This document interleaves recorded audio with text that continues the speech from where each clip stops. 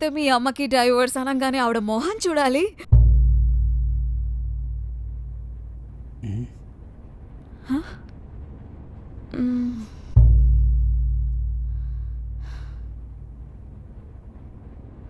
మీకు పొద్దున్నే bed coffee పెట్టుకునే అవకాశం లేదనుకోండి, మా ఇంటికి రండి, నేనే పెట్టిస్తాను. 3 పూట్లా వండుకునే అవకాశం లేకపోయినా పర్లేదు, నేనే వండి పెడతాను, తినేసి వెళ్ళండి. అంతే, అంతకుమించి మేము మీకేం చేయలేం. మా పర్సనల్ లైఫ్ని ఎంటర్టైన్మెంట్గా తీసుకుంటే మాత్రం అలాంటి ఎంటర్టైన్మెంట్ మేము ఇవ్వలేం. సారీ. ఇందాకేమన్నారు? పేరెంట్స్కి డివోర్స్ ఇచ్చే ఆప్షన్ ఉంటే బాగున్నా అని కదా. ఒకవేళ అలాంటి ఆప్షన్ ఉన్నా ఇవ్వలేం. ఎందుకంటే వాళ్ళది ప్రేమ. వాళ్ళు మనల్ని కొట్టినా తిట్టినా ఏం చేసినా మన మీద ప్రేమతోనే చేస్తారు.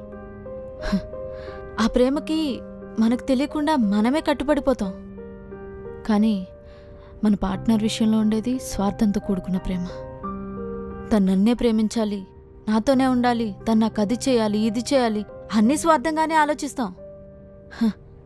మనమే ఫస్ట్ లవ్ చేసినా అవతల వాళ్ళ నుంచి అదే లవ్ రాకపోతే తట్టుకోలేం. దాంట్లో నిజమైన ప్రేమ ఎక్కడుంది? స్వార్థంతో కూడుకున్న ప్రేమే కదా. కానీ మన పేరెంట్స్ దగ్గర అలాంటి స్వార్థంతో కూడుకున్న ప్రేమ ఉండదు. వాళ్ళు మనల్ని ఎప్పుడూ ప్రేమిస్తూనే ఉంటారు. మన నుంచి ఎంత కూడా ఏం ఆశించరు. అలాంటి వాళ్ళతో విడిపోవాలన్న ఆప్షన్ ఉన్నా విడిపోలేం. మీకు ఆన్సర్ దొరికిందనుకుంటా.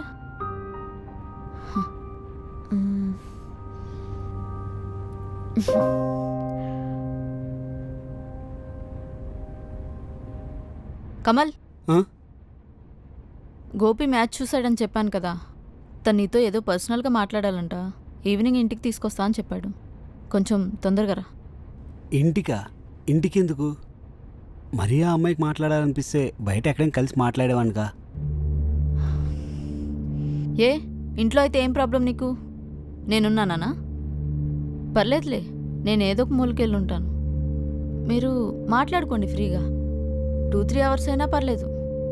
నేను మధ్యలో వచ్చి డిస్టర్బ్ చేయనులే.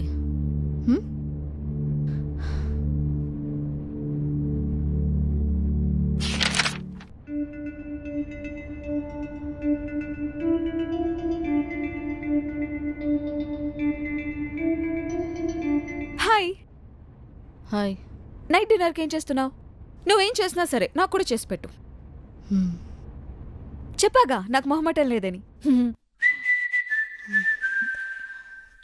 ఈయనెవరు? ఫ్రెండ్. ఎందుకొచ్చారు? మ్యాచ్ తీసుకొచ్చారు.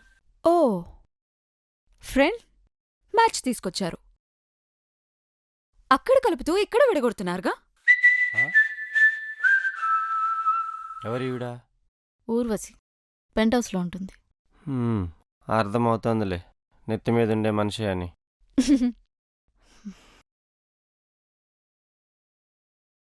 జంట బాగుంది.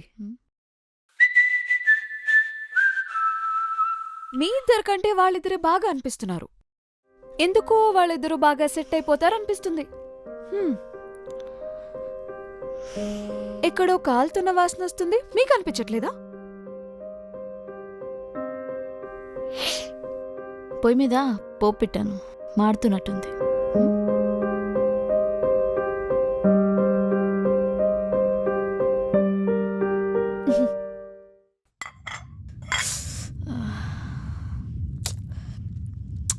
ఛా,